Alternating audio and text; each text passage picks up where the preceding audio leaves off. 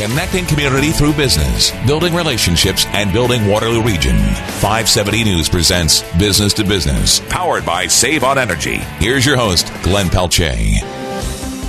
Welcome to Business on 570 News, powered by Save On Energy, and a special hello once again to our spotlight sponsor, Gallagher's Travel. And when did we bring in Cowan Insurance on board? What's going on there? Yeah, we're very pleased. We've just so we obviously Save On Energy is our major sponsor, title sponsor. When Gallagher's joined us a number of weeks ago, and now we're pleased that Cowan Insurance Group is joining us, and they're a great partner for both Greg and our chamber, and provide a lot of programs and services and sponsorship for the programs that our members have. So we're very pleased to have them join the Business to Business family. All right, great to have you aboard. It's Ian McLean, President and CEO of the Greater KW Chamber of Commerce. Good afternoon, Ian. Great to be here. Greg Durocher, President, CEO of the Cambridge Chamber of Commerce. And yes, good afternoon to you, yes, Greg. I'm here after Ian's big night last night. It was a great night. Why weren't you there? That's the real question. Hang on, it wasn't last night. It was Thursday night. But it was awesome. Well, why weren't you there? Well, because somebody's got to work in this region, and so I had to work. That is pretty lame, guy. I've invited him for 4 years running. He's never come. But we're going to keep it. It's like we're going to find him one of these days. He's going to show up at the Business Excellence Award. Now, you were there last night, Glenn. Oh, it was a great time. And our guest for the whole show, Bill from Chicopee, was there. It was awesome. Awesome time. It's a great event, and all I kept thinking about is what a challenge it is to put that together. You had 900 people there on Thursday night. They were all fed a gourmet dinner with several courses. The service was impeccable. The decor, the ambiance, it's a first class event, and a who's who of the business elite, and not just the business elite, but small business, and any civic leader worth his stripe or her stripe was there as well. No, you managed to get everybody together. Well, and it is. I mean, Greg has a great event every spring as well. And what you rely on is volunteers. Number one, we have hundreds of volunteers that have some connection to it, whether it's the folks that do the nominations and go through that whole thing from the gala committee itself. But might have a great staff, just like Greg does, and they're professionals. We do 95 events in a year, but this is by far and away the biggest one. It's 900 people, and so we're very proud. But more than anything, it's an evening to celebrate. I know you guys got an award in the past from us, but it's one of those things where we celebrate what business is in Kitchener-Waterloo and Woolwich Township, and just like Greg does, yours in the spring. In March. The end of March. So we had 87 nominees across 12 categories, and just some amazing stories and amazing winners. I was going to say, I'm always impressed when you get there, you forget how many great businesses there are, how many leaders there are in this community. It's unbelievable. Now, the voice you just heard is our guest we thought it was God, but I know it's our guest, and we're going to have him stay for the entire show. We're really delighted to have with us, and I just met him now for the first time. What a great guy, very high energy, and a real passion for, really, I would call it an icon in this community, the legendary, historic Chicopee Ski Club. Bill Crichton is with us.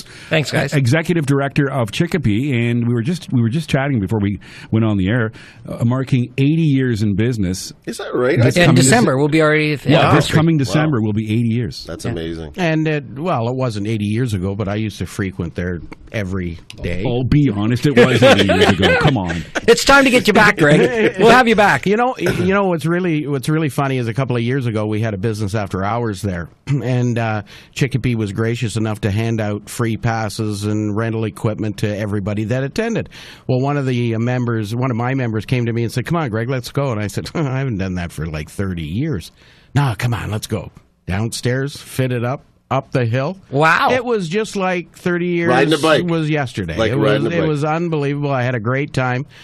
Still can't talk my wife into letting me buy the equipment again, but one of these days you never know, Bill. Okay. But Bill's and his team have hosted us at several of our events too. But I mean, we were talking just before we went on air, some of the amazing stories that came out of our gala last night. So, M&T Instrument won our Business Over Over 20. Over 20. Dean Froome, that's Dean awesome. and Mike and Don Froome started that business, and I remember my mom used to use him when she was doing work for the Presbyterian Church, and they had one shop and one machine, and now they're right across southwestern Ontario. They have 120 employees. Do a fantastic job. Actually, one of our suppliers as well. Yeah, and they're doing all kinds of stuff across in Guelph, Kitchener, Waterloo, Cambridge, London. So they're now a regional player and do amazing stuff. So it's that type of story. And he's doing a new program with the schools in Guelph to bring the high skills learning in. It's unbelievable, the investment they're making in school kids. Absolutely. And so and we had some other, an old family business that's grown. Yeah. And then the one you were talking about. Well, let me just highlight now. We want to give them all props because, and first of all, we also want to say it's an honor to be nominated. I mean, absolutely. It's really tough. I don't know who makes those decisions and how you make those decisions on choosing a winner, because there are so many it's always tough. Very good businesses represented. Anyway, you mentioned M&T Printing Group, Business of the Year for over 20 employees. The Business of the Year for 20 and under, Snapped, Kitchener-Waterloo. Yeah, do a fantastic job. Great Canadian Holidays and Coaches Environment and Sustainability Award. Hefner Motors Health and Wellness in the Workplace Award. We'll expand on these a little bit later. Little Mushroom Catering, the Hospitality and Tourism Award. The Accelerator Center Innovation Award. Integration Award went to KW Multicultural Center. Roger Farwell of Walter Fade, he got a standing ovation, deservedly so.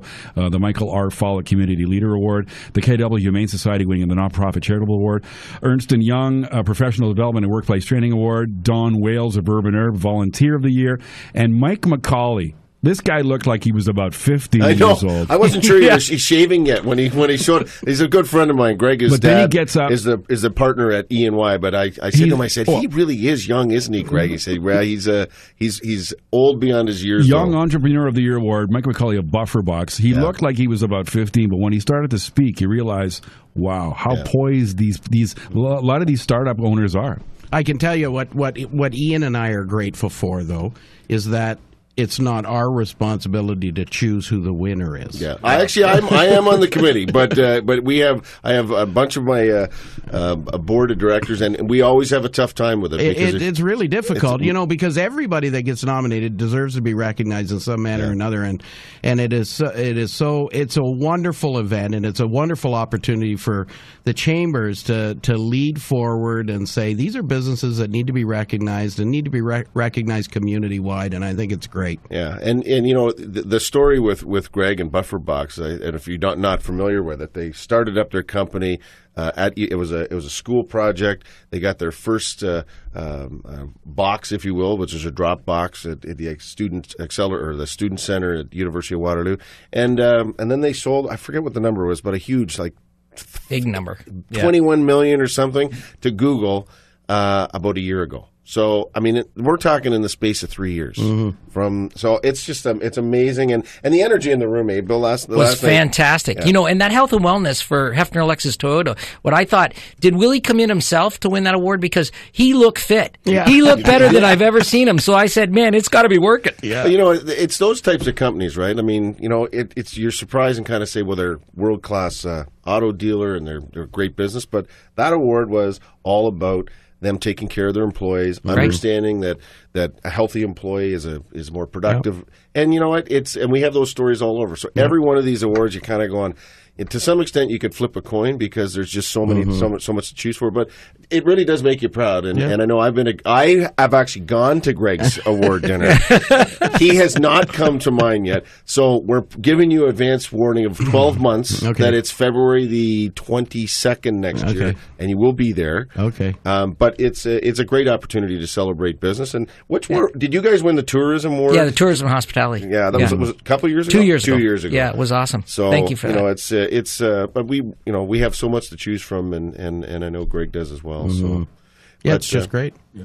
All right, we're going to come back. We want to chat more with our special guest today, Bill Crichton, the Chicopee Ski Club Executive Director.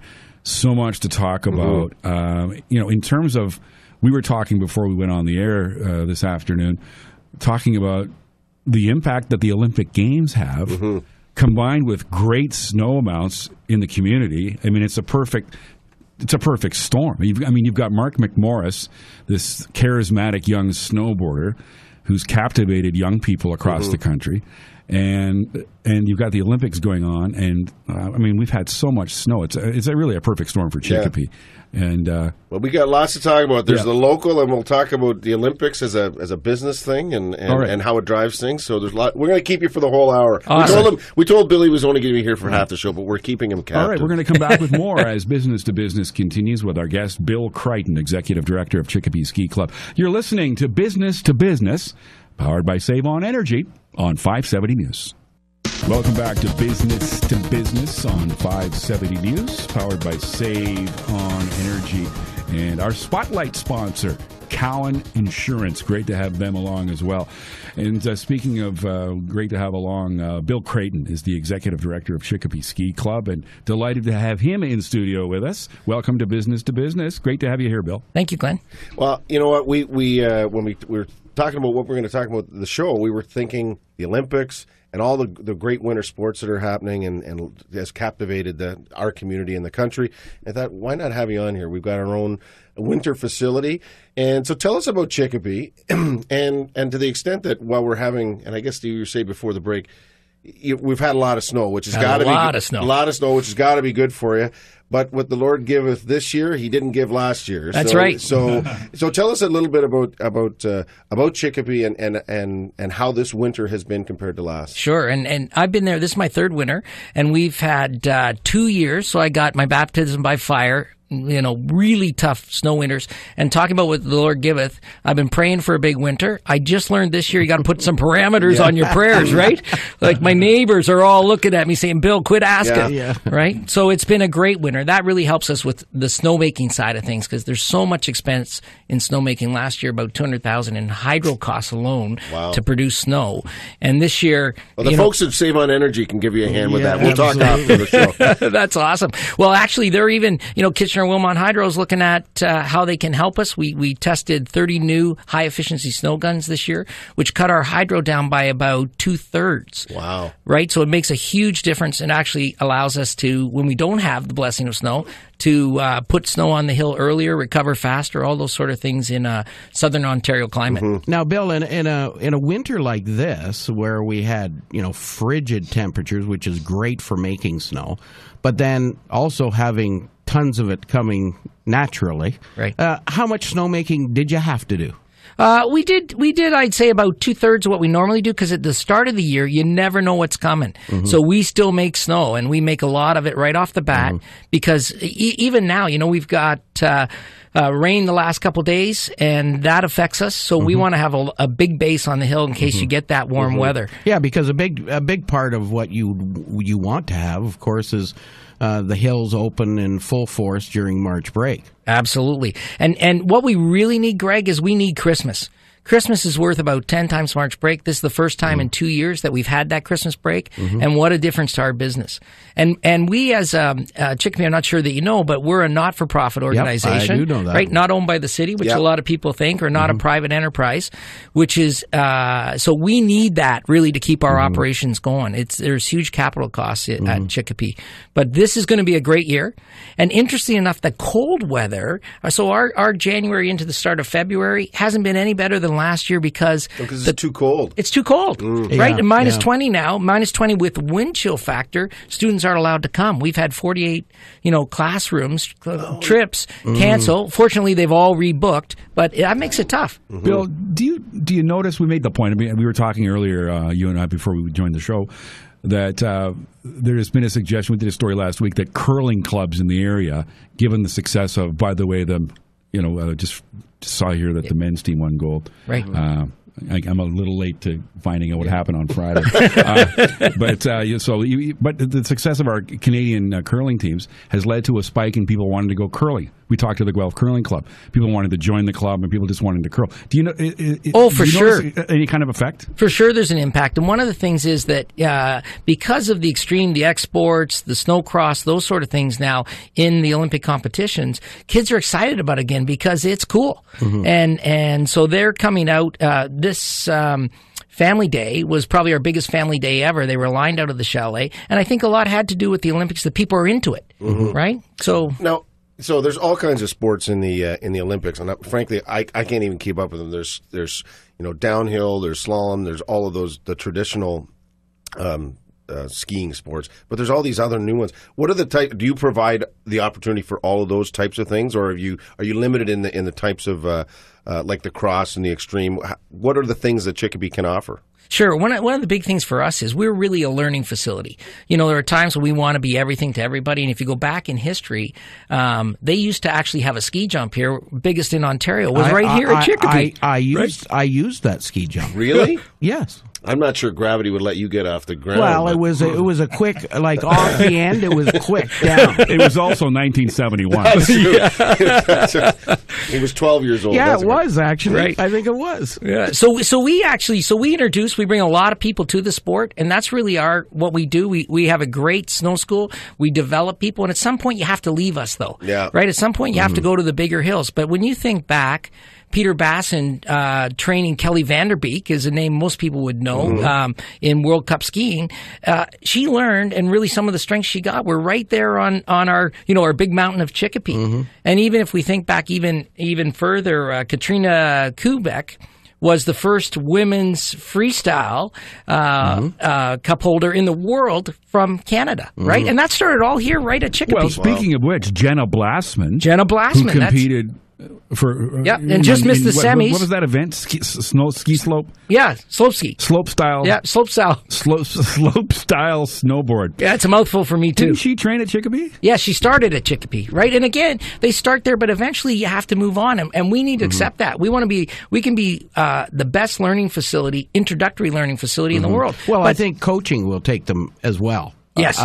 Away from the area. So as a not-for-profit, so I mean, we're a not-for-profit, Greg is, so we invest, we try and get to zero and make sure we don't lose money, but we're always trying to reinvest the dollars that we get for programs and services. So in that vein, so you're not-for-profit, you're really a learning facility. What are the things that you do? Do you make sure you have lots of affordable training folks there to help people that are starting? Like, what do you get for your lift ticket? Sure. A lift ticket is kind of a lift ticket, but we have a thing called a discovery program that you can come into and get your lift, get a 1-hour beginner lesson, get your equipment, all that for $29 on a Monday night. Wow. So if you want to try it, that's the way to kind of enter the sport. And really the tough thing about skiing is you don't get that great feeling of skiing on your first go. Because most people are too nervous. You know, when you get old, you're too nervous for sure. So, Glenn, I don't know about getting you back on the hill, but you know what? I'm going to go straight to après ski. Yeah, okay.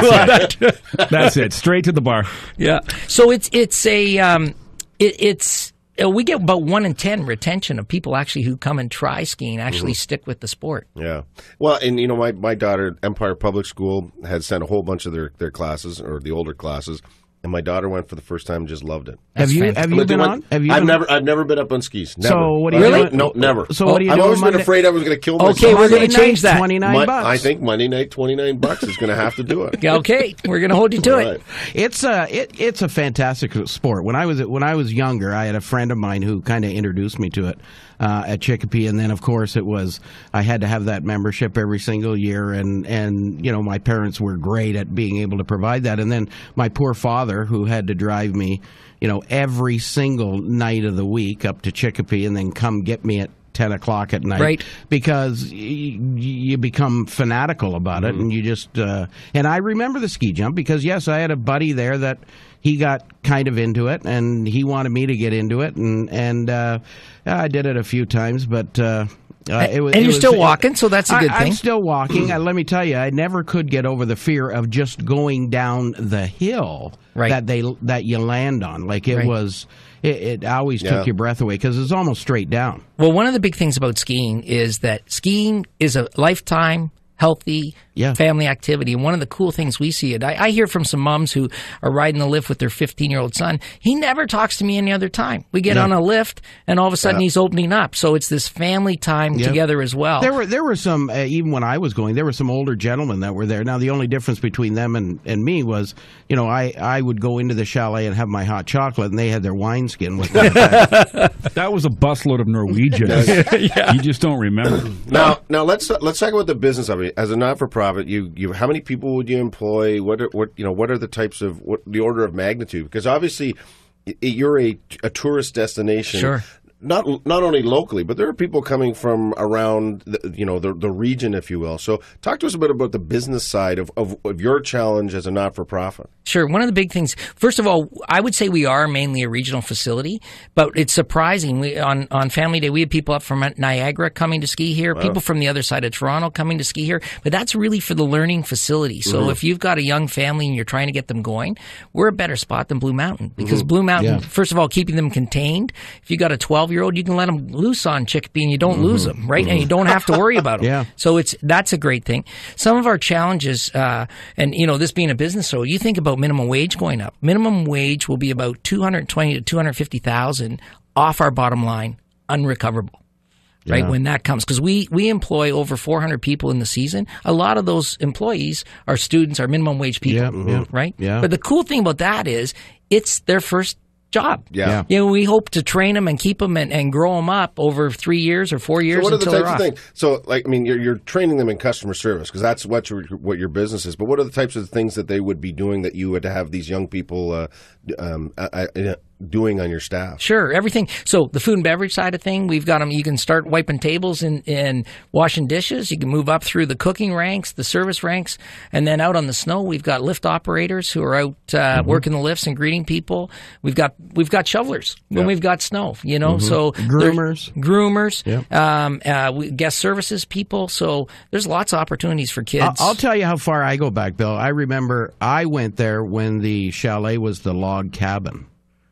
No way. Yes. You don't look that old. And there was a rope tow right out in front of it that we used to grab. That's how far I go back. That's on the old Sumac run. Yeah, that's a long time ago. Right. Yeah. So tell me about the history of it. You're 80 years old, and obviously, our chamber's 125. So when you look back at the history, it's kind of neat to tell the stories. How did it get started? Like, who provided the land, if you will? Was that the city of Kitchener? Or? You know what? It's a great question, Ian. I look forward to the answer. We're going to come back and. Okay. Yeah, we got to pay for this. We're going to go back. It is a rather interesting history. We're going to come back with more with our guest, Bill Creighton, Executive Director of the Chicopee Ski Club. You're listening to Business on 570 News, powered by Save On Energy. Welcome back to Business on 570 News, powered by Save On Energy, and our spotlight sponsors, Cowan Insurance and Gallagher's Travel. Great to have them aboard. We're in the studio, as we are every Sunday at this time, with Ian McLean, President, CEO of the Greater KW Chamber of Commerce, Greg Durocher, President, CEO of the Cambridge Chamber of Commerce, and our guest today is Bill Creighton. He's the Executive Director of Chicopee Ski Club, and again, great to have you with us, Bill. Your passion for skiing, just shines through. And all the Creightons that's just great. Have passion for all kinds of things. It's true, and there's a bunch of energy. Now, before the break, I was asking the history, because I think that's fascinating, and I think you guys may know it. I don't think I've heard this story, or I don't remember it. So tell us a little bit about the history of how the hills, or the club started, and where you got situated and all that sort of stuff. Sure. And you have to jump way back to 1934. And there were a group of business people from here in the community who used to take a trip every year up to Limberlost Lodge to ski there. And we had this rolling farm, this little moraine along the river that was created. And people used to go out there and cross country. And at that time, they were not attached hill skis. Mm-hmm. And they would hike out. There was actually, it got to be so popular, there was a train stop out there in the middle of nowhere, if you can believe it, because we're surrounded, by homes and homes and homes now. And people go out there and hike the hill. And what happened was, they rented the property from 7 different landowners, 7 different farmers out there. And somewhere along the way, when the Grand River Conservation Authority was created, they were afraid that, one year the guy in the middle of the property wasn't going to rent it to them and they would be hooped. So they went to the Grand River Conservation Authority, who had money at the time, and said, why don't you buy the property and then we'll do a long-term lease with you so we can protect this land and we can use it for skiing. And they went ahead and did that, and it's been skiing ever since.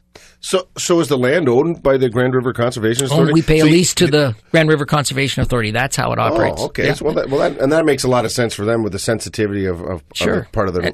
Yeah, and then we pay taxes to the city. Yeah. So it's a win for both. And you know what's great? I mean, that I love. We talked about this over the last few shows. I love history of all kinds, especially local history. One of the great things I love, and there's certain books on the history of Kitchener where you see photographs, but the photographs that you can see at the club and in different publications. Oh yeah, that's right. From the 1930s. Just the ski fashion and the kinds of skis, all wood, of course, back then, and just to see that how the club has transitioned over the years. And I was always fascinated by where these people came from. That skied at Chicopee. Were they all from Kitchener-Waterloo, or did they come from out of town? Mainly from here. The Snyders. You think about some of the Dares. You think about some of the big families in this community at the time who really helped develop that property, and they did it because they had a social consciousness to the community, right? They did it for their employees, and that's really how it continued to come along. The cool thing about, we're still innovating, like we saw last night or a few nights ago at the Chamber Awards here. Chicopee had the first on-hill lighting. They claim in North America, but for sure it's documented it was the first on-hill lighting in Canada, right? We had the first electric rope tow in the country. So when you look back, they've always been innovators, and they've always been able to survive. Chicopee's gone through some really down times, tough times during the war, and then after the war, there was a time in the 80s when they almost went under, and 5 families stepped up to pay off the bank to keep it alive, and it's kind of grown back from there. It kind of trends with the region as a whole. We're innovators, and we can make a mountain out of a molehill. Yeah. Well, maybe not a molehill, but a bump. Yeah. Now, so tell me how you're a not-for-profit. Do you have a board of directors, and what's your budget? I mean, are you in terms of your of running the operation? Sure. We have a volunteer board of directors of 12 committed people in the community, which is great. We've got a real brain trust there who care and are working to move us forward. Our biggest challenge is the capital infrastructure. Right? So if I came to you guys and said, look, I've got a great business idea. I need $15 to $20 million in capital, and I'm going to run it for a maximum of 13 weeks a year. Would you invest? Right? So that's the crazy thing about our business. And we're really proud to say that in 79 years, it's all been done by user fees. And that's one of the things. We've never received grants or government funding from any level of government at this point to keep it going, which is unusual in recreation. Yeah, well, speaking of user fees, back years and years ago, I can remember my parents having to ante up the $100+ to get a membership. What is it like now? For people who think of skiing almost out of touch, out of reach. This elitist kind of sport. But talk a little bit about what it costs to actually go and play on Chicopee. Sure. And one of the things is interesting because when you say elitist sport, I think that's one thing that skiing hasn't done well is change that perception. And that was true because at one time to ski really was a bit of an elitist sport. And you could play hockey with a $5 stick and a $15 pair of skates. My parents used to tell me it was an elitist sport and I should relax a little bit with the equipment requests. Right. But now with a $300 hockey stick and all that's going on, or what it costs to play hockey and not to dish hockey because, it's an unbelievable sport and part of our culture.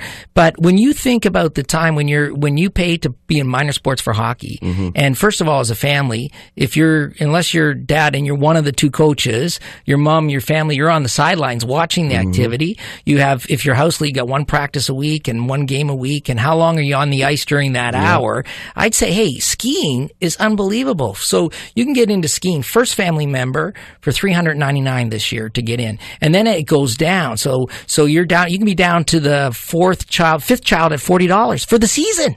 Can you believe it? For the season. That's unbelievable. So, and when you think you could be there from 8:30 in the morning till 9 o'clock at night, Saturday and Sunday, when you think of the actual activity, the health, the value, those family times, we personally, I think we blow hockey away. It's a bargain. Right? Yeah, it's a bargain, right? And one of the funny things about our business is the trend is pushing down.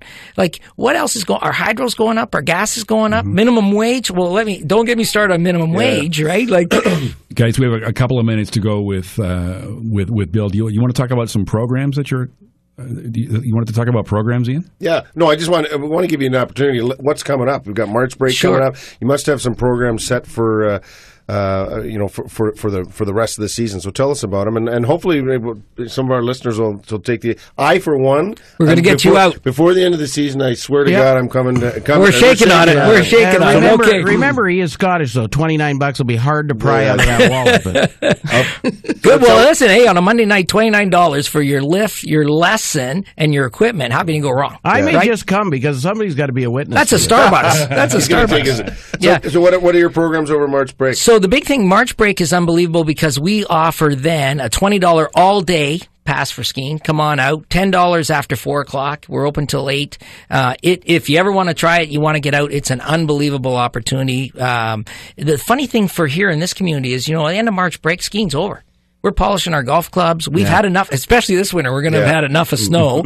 So we really wrap it up after March break. And then we have the snowcross, the snowmobile races come in the weekend after.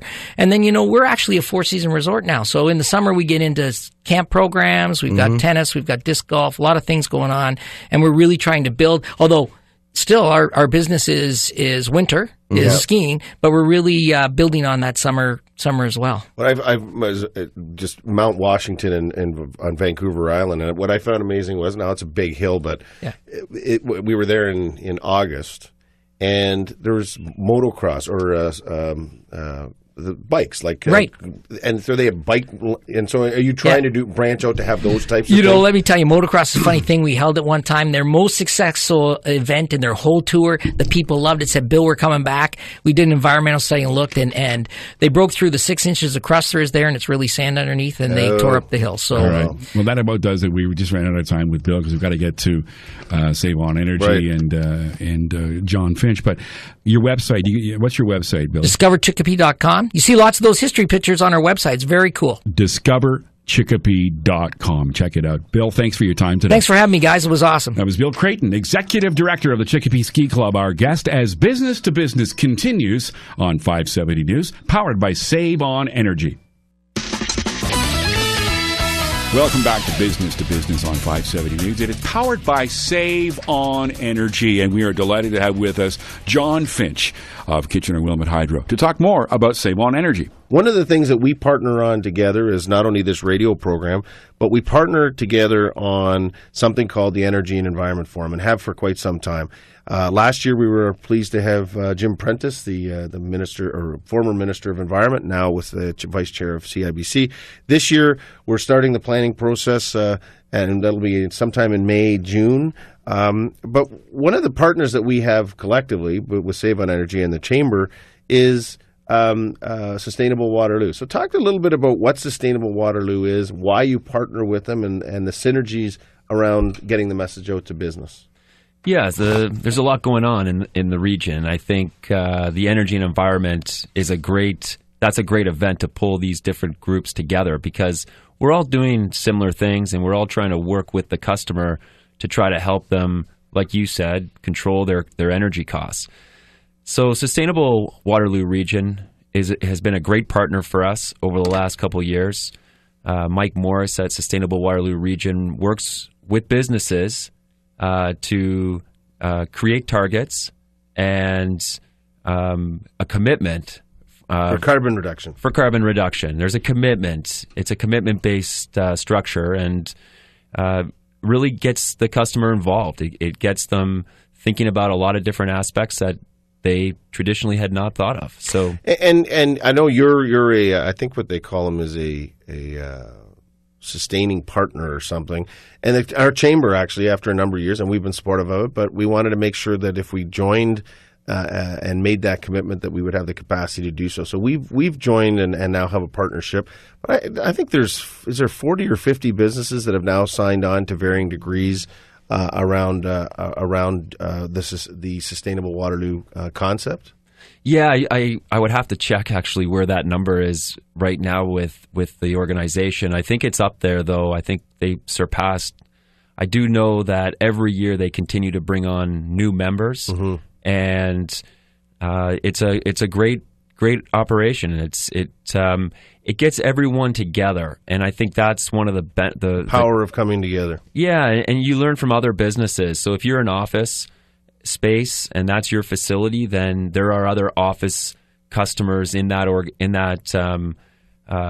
sector, yeah, and manufacturers, and there are right. So you can they can talk to each other, and they have similar issues and similar solutions that ultimately get them all to the same place. And so it's been very valuable to have partnered with that group. And again, our incentives that we offer through the electric utilities helps those customers achieve their targets. That's right. Yeah. So it's a win-win for both sides, and we really there's a lot for the customer to understand, and both Sustainable Waterloo Region and the utilities are there to help customers and help them create those plans. Well, Save on Energy and our local utilities have always been leaders in energy reduction and sort of the environmental side of things. And Sustainable Waterloo is something that Mike started up as a university project and has grown it. They've actually now, Mike has moved on and is creating this, taking this and trying to make it a national program, which is, that's the type of leading edge, world class type of innovation that happens from the region. And he would say he's been supported in large extent by the business community and Save on Energy. So that's great news. So, anyways, that's an important event. We'll be giving you more details. Maybe we'll have you back on as a guest, not just as a spotlight sponsor, to talk about the event once we finalize our speakers and get that the program set. Right. Thanks, John Finch of KW Hydro, our guest, as we promote Save on Energy right here on 570 News. And what do you guys got coming up at your chambers, Greg? Well, Monday night we've got our business after hours, and this one's going to be kind of unusual because we're going to have it at the Cambridge Memorial Hospital, and they're going to outline the new plans for the new addition that's going to be breaking ground this spring, so we're happy about that. And also, Ian and I have a couple of really important events coming up. They're joint chamber events. One on February the 28th with Andrea Horwath. Yep. And that's part of our Provincial Leaders Leader Speaker Series, and it's part of our rant too, because we're going to be because we have the Premier coming on March 18th. Yep. So we're going to be asking them about our two favorite subjects. One is fair tendering, and the other is arbitration. Those are our things we're going to be focusing on as we lead up to the election. So those should be great events. I think it's really important. We know there's lots of signals out there now that there's probably going to be a spring election, and we just, people need to come out and hear what these leaders are saying. We had Tim Hudak already. Yeah. We got Andrea Horwath coming to Kitchener Holiday Inn on February 28th, and Premier Wynne coming to Waterloo Inn on March the 18th. For lunch. So, you got to make that time, I think, to come out and hear. Now, is this a joint effort between? Yep. And we've started to do more things together. Mm-hmm. Obviously, we have our own memberships, but it's a struggle, believe me, working with. Well, I kicking and screaming. I work with Greg, but we do. But this is one of the many things that we do together. We do our business expo in the fall. We do LeaderCast in the spring. We manufacturing summit in the spring. But we also have said, these are the types of things where these issues don't end at the 401. Mm-hmm. So this is about saying there are issues which the entire regional business community are concerned with, and so that's why we said let's do these events together. All right, just over a minute to go. What about individual goings on at your respective chambers, not joint efforts? Anything? We have our business awards, our business excellence awards coming up on March the 27th, and yes, you're invited. Of course, you're invited. You invite me to yours. I know, but you never come. So I just think you're being courteous. Anyways. So I'm looking forward to that. Yes, this year. Yeah, it'll be really good. We have Neil Aitchison actually emceeing as well for us. So that'd be great. Fun. He's always great. And Ian? We've got a number of our. You can check online, but we've got a number of our education events, our Chamber Academy, and we've got some webinars. So, but we take a little breather this week after it takes a lot of time and effort. It takes a better part of 2 solid months by our team to do that event that we had last Thursday. There's one event that I'm really looking forward to at the Greater KW Chamber of Commerce, though, and that's Ian McLean at Chicopee on a Monday night. Well, I think we're going to make it a fundraiser, and you're going to be my first donor, are you? Oh, I'm going to be there. I'm going to have maybe we'll donate it right to the ski hill. In fact, I'm bringing the video camera. It's going to be online, webcast, streamed live. It's going to be... Go right to snowboarding. Yeah. I think I might have to. I'm not sure I have the skills to ski. But Bill tells us that I'll be able to get up. Thanks to Gnarly Duty and McLean. Thanks to Greg Durocher and our special guest, Bill Creighton, Executive Director of Chicopee. Thank you for listening. This has been Business to Business on 570 News.